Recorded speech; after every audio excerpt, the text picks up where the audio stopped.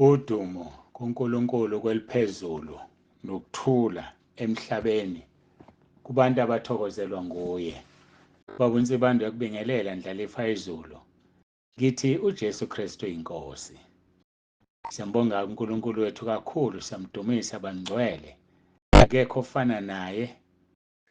Ngeke futhi simtholo njengaye, osithanda ngalendlela nosinakekela ngalendlela, ikakhulu uma silapho kubonelelwa khona.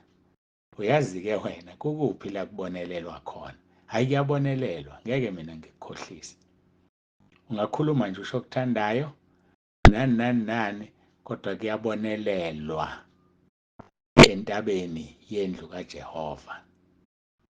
Siyambonga-ke kakhulu uNkulunkulu. Ake nginikeze i-update ngenamba. Ngethemba usuyitholile i-message. Ngisanda ukufika. Ngihlala usuku lonke kwa-Vodacom bafowethu. Bazama ukuthi le nto abebengifundisa yona ukuthi iyenzeka, ayenzeki. So-ke bazama ukuziphruva ukuthi bangithengise ifoni, bethi kuzokwenzeka lokho engithi kufanele kwenzeke.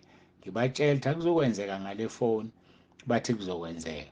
Ngithe sengisekhaya-ke ngikuzama, akwangenzeka. So-ke kusukela ekuseni ngicabanga ukuthi ngabo 9:30 mangaphazami kuze kwacishe kwashaya u-2 ngilaphaya. Ngavalelisa ngathi anginishiye, ngayishiya nefoni, ngashiya yonke into, ngathi-ke ngozwa ngane. So ngiyabona-ke ukuthi njengoba nginithembisile ngizonika inamba entsha, vele sengibonile le nto ayizolunga. Uma-ke ingalungi bafowethu, into engcono yiyo leyo ukuthi masibuyeleni enambeni yethu endala. uNkulunkulu uzongisiza ngibone ukuthi ngisebenza kanjani. Asibuyeleni enambeni yethu besivele siyisebenzisa. Ngiyacela-ke ninqamuke ukusebenzisa yonke enye inamba eseceleni, noma yiphi inamba. Sisebenzisa u-063 77 55 162. Ngiphinde 063 77 55 162. Abaletha abantu ababhukhela ukuvuma izono eyabo yonke le mpelasonto. Abafakazayo bazofakaza kusasa Friday kuphela, sebeyoqhubeka ngomsombuluko. Sibuyela kumthetho wama-VN, kodwa-ke ngizoninikeza ilanga langoLwesihlanu ama-VN singawathumela. Emva kwalokho asisawathumeli, soze siqhubeke ngomsombuluko nama-VN. Ufakazi-ke ngoLwesihlanu ngithe ngicela bona bodwa. Amanye ama-VN asho okunye, ngiyaxolisa. Ngicela ama-VN obufakazi Friday kusasa, bese siletha abantu ekhaya lezwi, bese siyabhukha. Ukubhukha kubhukhwa nge-VN, kubhukhwa ngokubhala, ngoba uma uzothumela i-VN ubhukhe nge-VN uyithumele ngesikhathi esi-wrong. Ngicela ama-VN obufakazi kuphela, bese kuthi uma ubhukha uyabhala, uzobhala kusasa ubhukhe noma ulethe abantu balethwa ngokubhalwa. Sekuyothi-ke ama-VN ajwayelekile nje ayoqhubeka ngomsombuluko nobufakazi-ke yonke into ethinta i-VN iyaqhubeka Monday. Ngiyathemba ngiclear. Uma ungangizwa qale phansi ungilalele. Siyambonga-ke kakhulu uNkulunkulu. Soqhubeka nale namba. Nginethemba lokuthi uNkulunkulu uzosisiza ukuba-ke sibone ukuthi yini esiyenzayo, kuhamba kanjani, kwenzakalani. Sithi siphuma kule nkinga singene kwenye inkinga. Ngiyamcela kuba bujali lapha eGauteng angifakele le nkonzo ku-YouTube. Isicishe kabili ngiyiqala iyacisha. Kusho ukuthi le foni isithwele kanzima ngoba kade iyona ethwele uWhatsApp. Yikho-ke ngimcela ukuthi ningabe nisayisebenzisa le foni ka-YouTube ethi 063. Iyekeni, njengamanje ayisakwazi ukurekhoda uYouTube. Sinqamuke kabili nje kule mizuzu embalwa, njengoba kuwu-4 minutes ngikhuluma, sinqamuke kabili. Futhi-ke isigcwele noma isinjani angazi. So ngiyacela-ke bazalwane abebesebenzisa le namba babuyele ku-063, bamiyeke u-064, bamiyeke u-064 ngoba ka-YouTube. babuyele ku-063 ngoba u-063 uyena besivele siqhubeka ngaye sisazoqhubeka ngaye ngaphandle kokuthi kube khona okunye okuvelayo. Ngiyabonga, uNkulunkulu anibusise, uNkulunkulu abe nani. Baba uJali, ngifakelele enkonzo ngale ndlela ofaka ngayo ivideo uyenze i-VN uyenze ivideo. Ngiyabonga-ke, ngeke ngisaqhubeka ngalokho ngifaka i-YouTube iyanqamuka futhi idinga ukulungiswa-ke nokuklina. Ngiyacela-ke ukuthi bazalwane sithandaze siqhubeke nenkonzo yethu. uJesu Kristu uyiNkosi.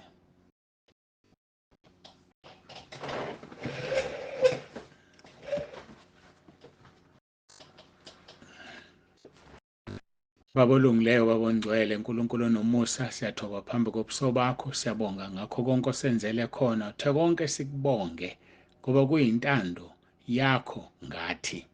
Noma isimo sinje kusebenzeka ngale ndlela, siyabonga Nkosi ngoba wena ukhona, uvumile futhi uyabona.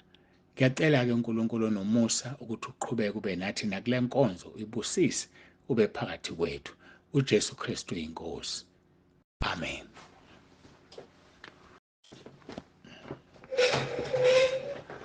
Siyambonga uNkulunkulu wethu kakhulu bangcwele, siyamdumisa ngakho konke akasenzele khona kuze kube manje. Ngigcizelele sibuyela kuyo le namba bezivele siyisebenzisa 063 7755 162. Sizoqhubeka-ke nenkonzo yethu, umkhuleko weNkosi yethu uJesu, sibuka ubukhosi bakhe. John 17 verse 1 and 2. uJesu wakhuluma lokho wayesephakamisela amehlo akhe ezulwini wathi, Baba, isikhathi sifikile, khazimulisa indodana yakho ukuze indodana ikukhazimulise wena. Njengalokhu iphila amandla phezu kwenyama yonke ukuba bonke oyiphe bona ibaphe ukuphila okuphakade. Siyambonga uNkulunkulu wethu kakhulu. Sizoqhubeka-ke nabase-Efesu chapter 1. Ngizophinde ngifunde ngiqale kuverse 15 ngigcine kuverse 16 ngoba ulo verse 16 esithi siya kuye akuyeke kulokhu kuvuka emaminithini.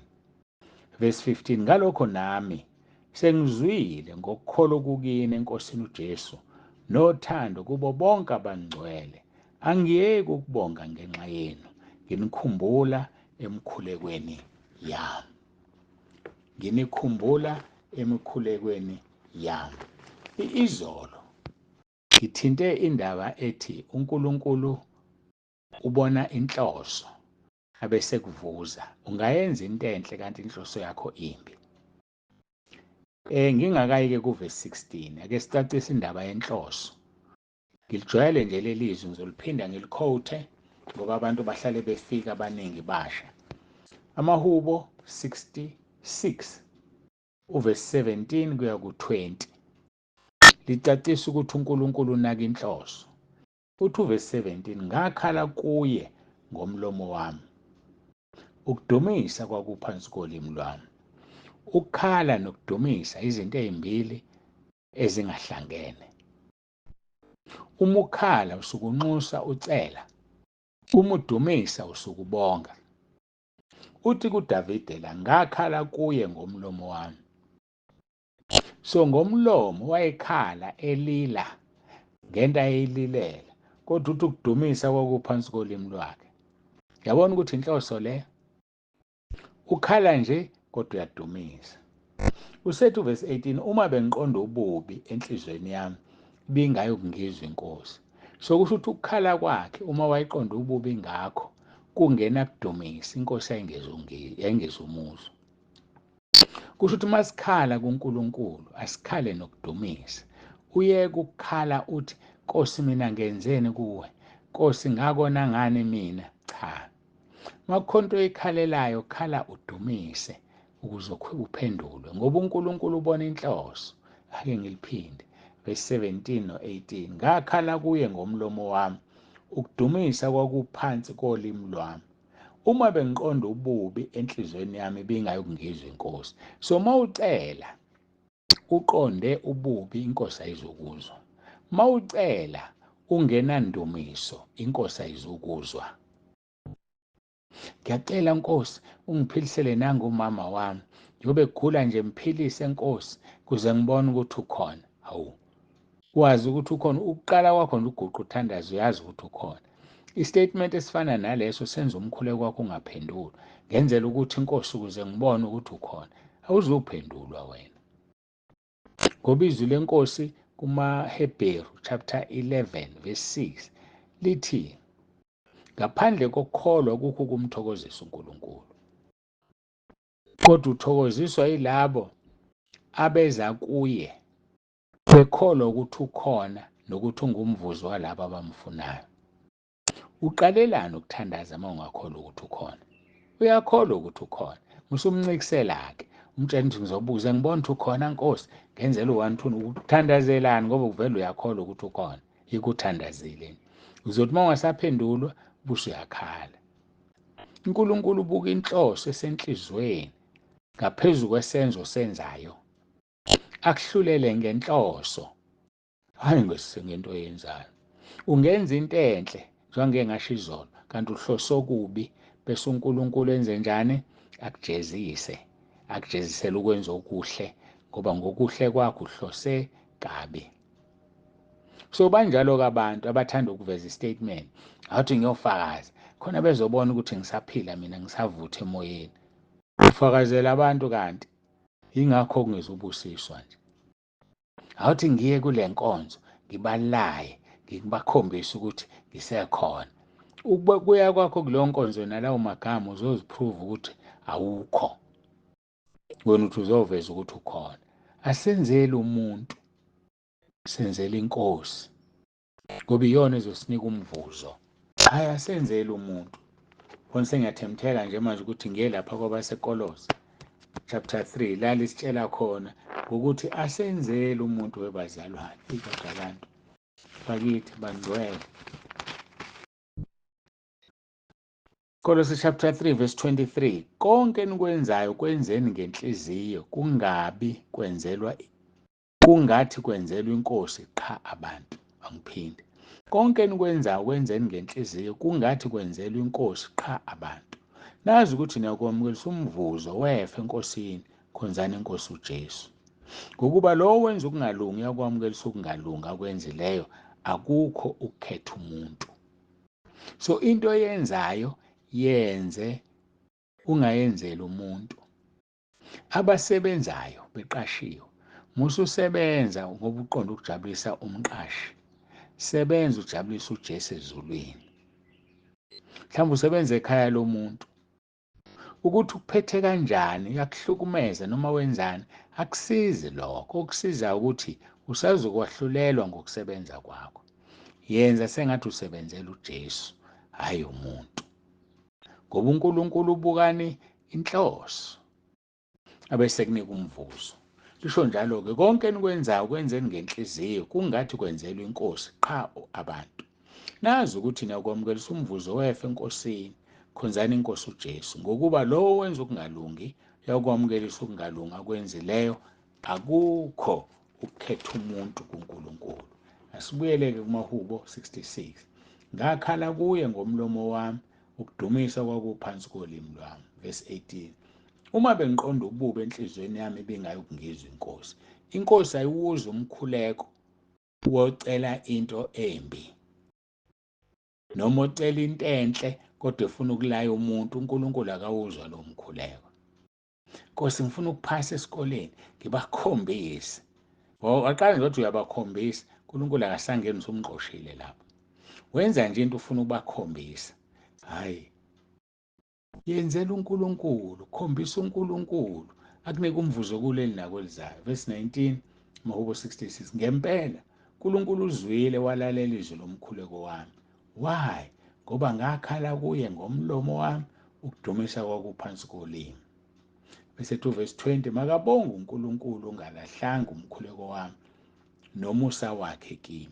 Makabonge uNkulunkulu ongalahlanga umkhuleko wami nomusa wakhe kimi.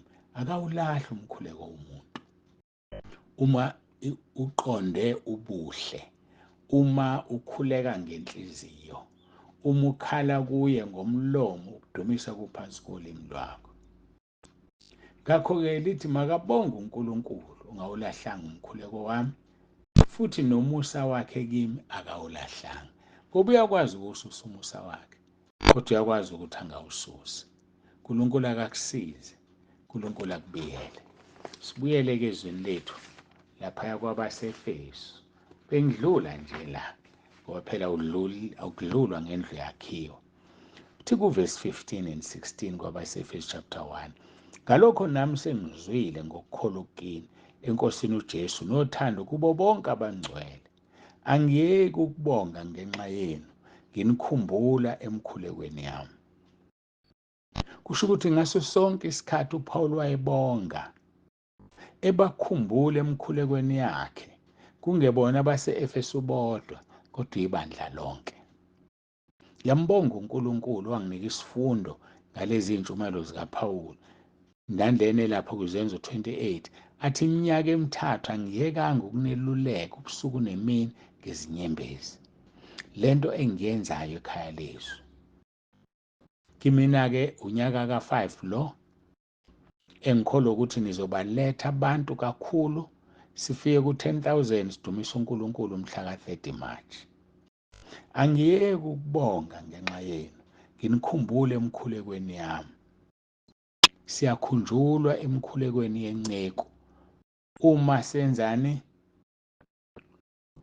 Uma ukukholo kukithi nothando sithanda abangcwele, ukukholo okukithi kuyilokho okufunwa iNkosi uJesu. Angiyeki ukubonga ngenxa yenu. Nami angiyeki bazalwane, ngeke ngikhulume iphutha. Ngiyanibonga, ngihlale ngimbonga uNkulunkulu ngani. Yingakho nginikhumbula emkhulekweni yami. Ngiyanikhumbula abangcwele emkhulekweni yami. Ngiyacela ningasikhohlwa nani emkhulekweni yethu. Ningasilibali, ngoba uSathane akaphumule, uSathane uyalwa. uNkulunkulu-ke anibusise, uNkulunkulu-ke anibiyele, uNkulunkulu wokuthula makaningcwelise kuze kube usuku lokuhlengwa kwenu. Ngiyabonga. uJesu Kristu uyiNkosi, masiguqe sithandaze.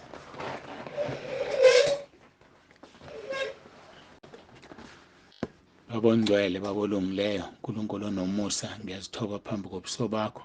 Ngiyakubonga Nkosi ngakho konke nangothando senzele lona. Siyabonga kakhulu nguNkulunkulu ezulwini, uNkulunkulu emhlabeni. Thatha udumo-ke Nkosi nangalesi sikhathi. Bonakalisa amandla akho, uzambule phakathi kwethu, ngegama elinamandla leNkosi yethu uJesu Kristu ophilayo. Siyacela Nkosi, khazimulisa igama lakho. uJesu Kristu uyiNkosi. Amen. Siyambonga kakhulu kuNkulunkulu bangcwele, siyamdumisa. Nibe nosuku oluhle nentambama enhle. Baba uNsibande usiyavalelisa. uJesu Kristu uyiNkosi.